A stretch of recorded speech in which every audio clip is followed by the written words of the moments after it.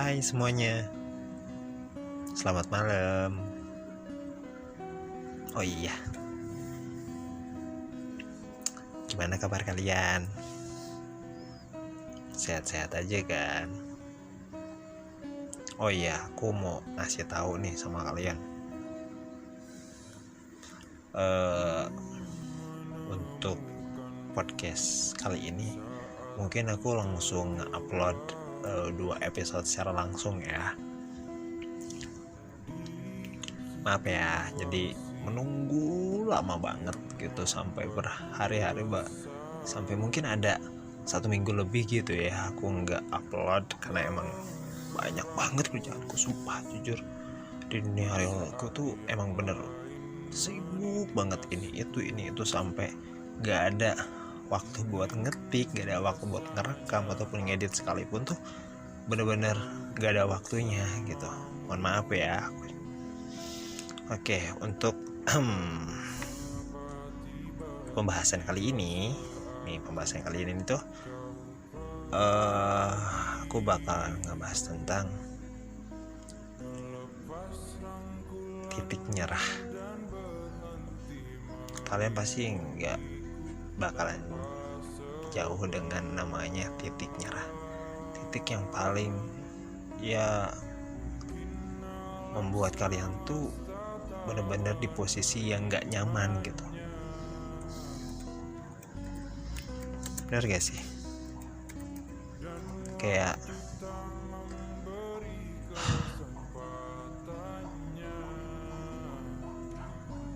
bener-bener kayak titik nadir gitu, ya kan? Oke. Nih kalau nggak dimulai dulu nih nggak bakalan beres nih untuk sambutannya. Mungkin kita mulaikan aja, lanjut ya. Kita gaskan aja. Oke. Stay enjoy and listen my podcast. Today is the day.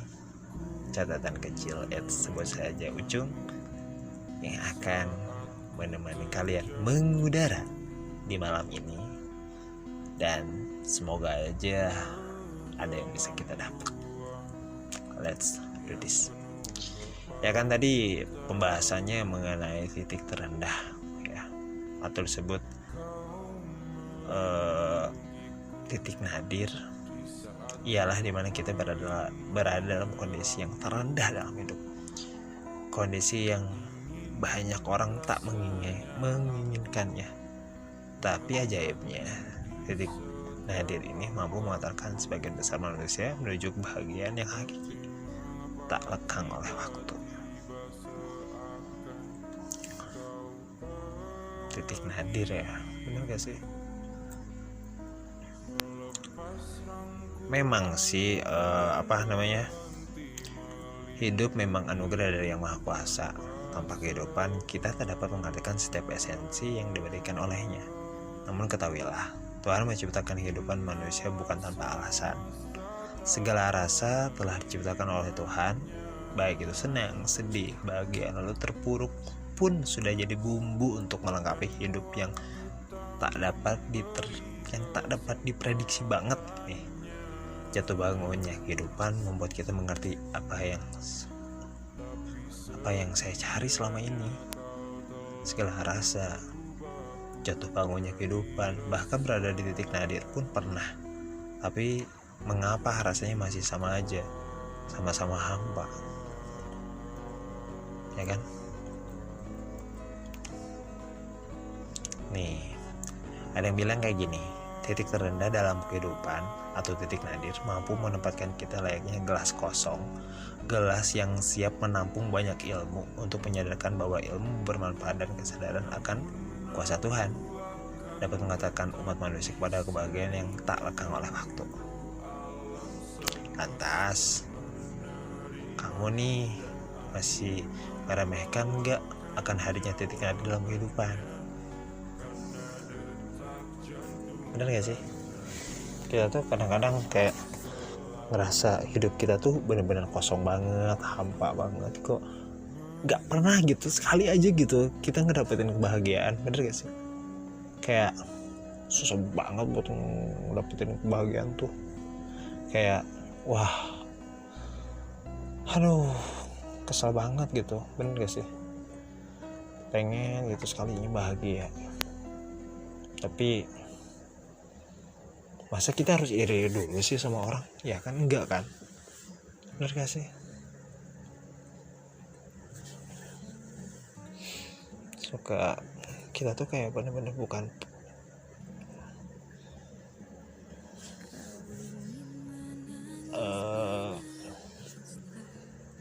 diri kita gitu yang biasanya kita senyum, cuman ketika kita dalam kondisi yang nggak baik, contohnya kayak sekarang gitu, nggak baik, rendah banget pokoknya, kayak ya udahlah kayak gitu.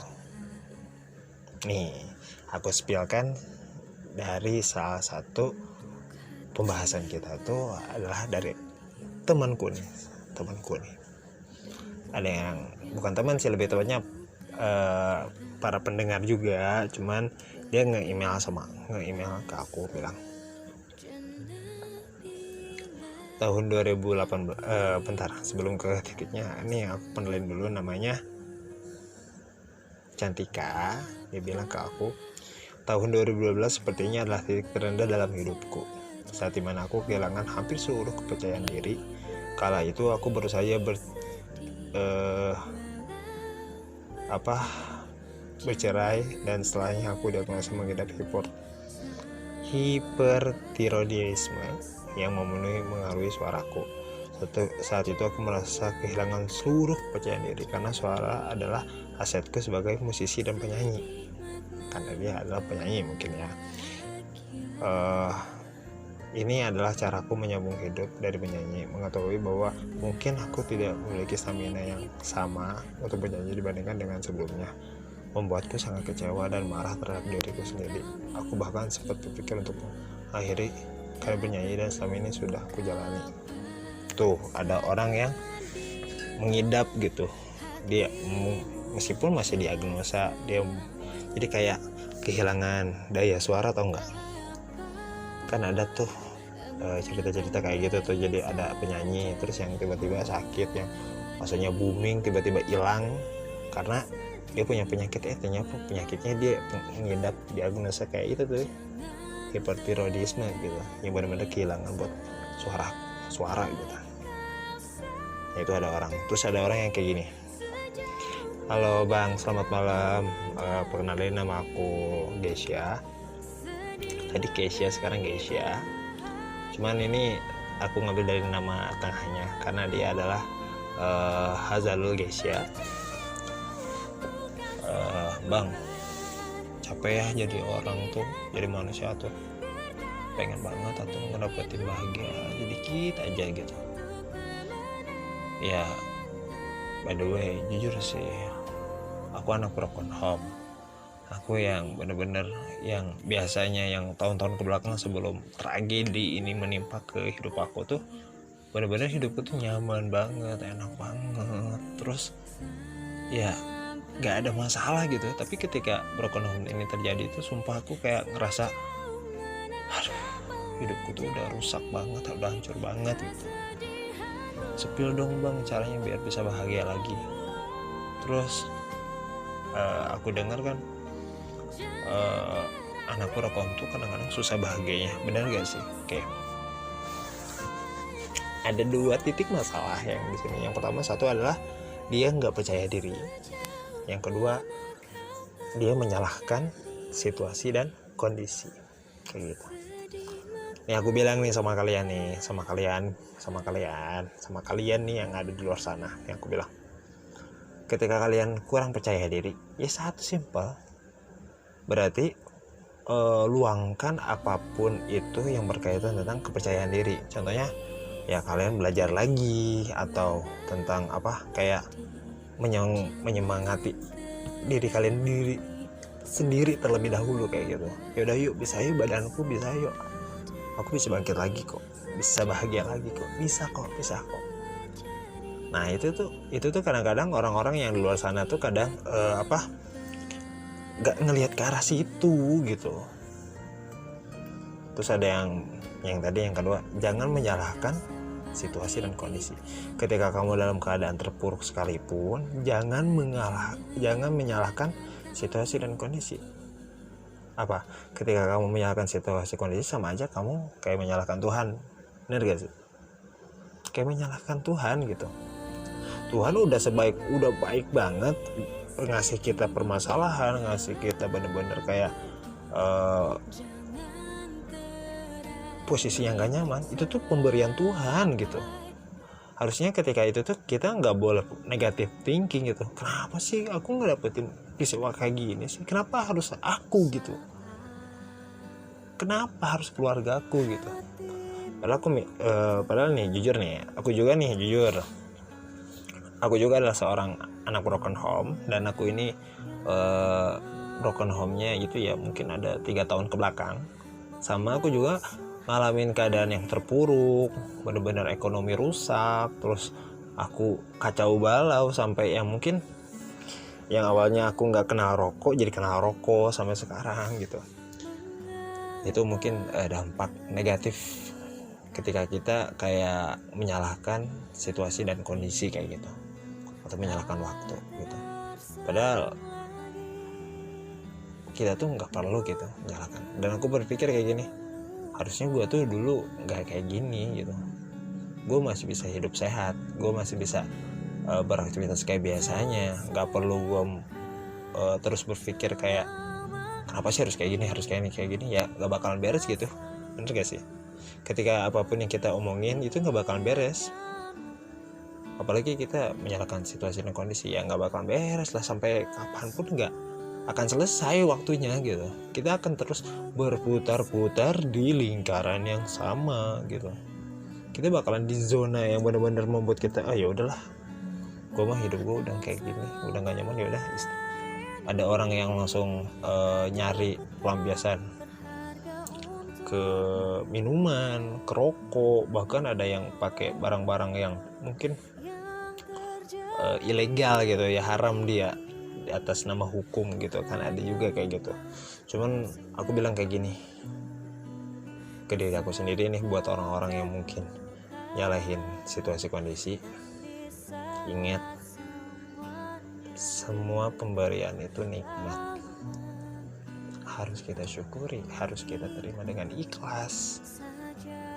Ya pokoknya jangan ada satupun kita menganggap bahwa pemberian Tuhan tuh, apalagi gak mungkin dong Tuhan ngasih terus kebaikan ya terus. Itu gak ada cobaan kan, gak ada kayak tantangannya. Tapi ketika kita dikasih masalah nih, jebret, masalah nih, Tuhan mah cuma pengen tahu kita kuat gak, kita mampu gak untuk nyelesain tantangan tersebut. Ya mungkin ketika kita nggak bisa menyelesaikan tantangan tersebut, ya kita bakalan dalam lingkaran yang sama, dalam lingkaran jahat, lingkaran setan gitu. Cuman ketika kita udah bisa bangkit, kita udah bisa berpikir positif lagi, terus kita bisa kayak yaudah, hari ini gua A, besok gua harus B, dan gua harus C, D, E sampai Z sekalipun, ya berarti adanya perubahan yang signifikan gitu di hidup kita. Nah kalau aku tuh jawabnya kayak gitu. Tapi buat orang-orang yang mungkin sekarang lagi keadaan terpuruk, jatuh, atau dalam tadi dibilang dalam titik nadir, titik serapuh-rapuhnya, ya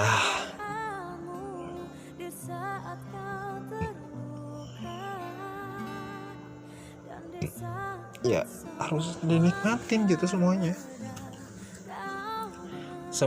Semuanya tuh udah diatur sedemikian rupa, jadi kita cuma hanya bisa menerima, melaksanakannya kayak gitu. Percuma dong kita udah berpikir positif, tapi ketika kita jebret dikasih masalah, kita malah jadi orang yang sering negative thinking ke diri sendiri, terus negative thinking sama Tuhan gitu. Wih gila dong, kalau kita sampai negatif thinking sama Tuhan. Tuhan bilang, kamu baru mah dikasih kayak ginian udah alasannya kayak gini, nyalahin aku nih sebagai Tuhanmu. Enggak dong, gak boleh kayak gitu. Yuk bisa yuk jadi orang yang lebih baik, jadi orang yang lebih baik dari sebelumnya. Kita bisa memaksimalkan waktu yang ada. Kita bisa berubah menjadi orang yang lebih, ya mungkin kita di waktu dulu tuh adalah orang-orang yang mungkin sifatnya adalah negatif, ya mungkin sekarang kita menjadi orang yang lebih positif gitu. Nah itu tuh capek sih, emang capek. Kalau ada masalah tuh capek, bener-bener capek banget. Cuman ya kalau kita nggak ngejalanin, kita nggak bakalan dapet hasilnya kayak gitu. Kita biarin nih masalah tersebut, ya masalah itu bakalan besar. Coba kalau kita bilang, kita benahin yuk pelan-pelan. Ketika ada bongkahan yang kecilnya rusak, ya udah kita ganti dulu bongkahan kecilnya, kita rapihin dulu yang kecilnya, terus naik lagi ke yang lebih besar, naik ke lebih besar, naik ke lebih besar dan lebih besar sampai kita kerapihan semuanya. Dan hasil toh, oh ternyata pemandangan yang pengen Tuhan liatin ke kita tuh kayak gini gitu. Nah kayak gitu. Pokoknya mah aku cuma bisa bilang ke kalian, semuanya tuh akan cie-cie pada waktunya ketika kalian sanggup, siap, dan udah bang, dan posisinya tuh dan waktunya tuh udah menyelesaikan masalah-masalah yang datang ke kalian. Apalagi buat sekarang ya, buat anak-anak anak muda sekarang, ketika ada masalah dikit larinya ke negatif, gini. Padahal gak usah kayak gitu. Ngapain? Yang pertama, buang-buang energi, buang-buang waktu, buang-buang uang, ya kan? Mendingan uang itu disimpan dengan rapi. Ya seenggaknya misalkan kalau kita mau beli sesuatu tuh, sesuatunya jangan barang yang negatif, barang yang positif ya. Ketika ada baju, jaket, atau hal segala apapun itu, alat elektronik dan apapun itu yang bisa kita pakai, udah selamanya akan bisa kita pakai gitu, dalam waktu yang lama gitu, bukan selamanya, sorry ya. Jadi hal yang kita dapat malam ini, ketika kita dalam keadaan posisi nadir, waktu nadir, atau situasi nadir, atau situasi yang benar-benar titik terendah kita, lagi lemes-lemesnya, ingat kita harus percaya sama Tuhan. Tuhan memberikan sesuatu itu karena emang udah waktunya, dan Tuhan pengen tahu kekuatan kita sampai mana, karena Tuhan pun bakal ngasih hadiah kepada kita. Oke? Nah kayak gitu ya. Mungkin untuk podcast kali ini aku cukupkan saja. Makasih banget yang udah ngedengerin aku, dan aku doain semoga kalian baik-baik aja, yang sehat makin sehat, yang lagi sakit mungkin cepat disembuhkan oleh Tuhan, dan kembali lagi kepada keadaan yang baik-baik aja. Oke. Makasih ya semuanya. Oke, mungkin aku cukupkan saja. Bye bye and say goodbye. Ku di liang yang satu, ku di